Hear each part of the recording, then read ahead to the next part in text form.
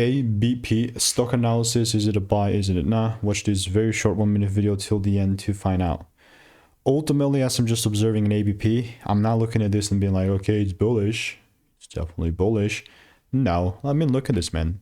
ABPRO is just melting. And I don't know about my previous predictions or whatever.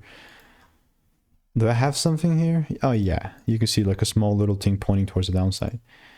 But like unironically, it's still such a bearish market. I don't know if I have it in my Discord here documented. But it's still like one heck of a bearish market here. My supply zone. Only if I see some sort of a shift, only then I'm going to look to take it down. Other than that, this is all pure noise. So let me know what is your opinion on ABP, and if you want to learn how I'm making 5-10k per month without indicators, click the first link in the description and get my free emails. So goodbye and enjoy. See ya.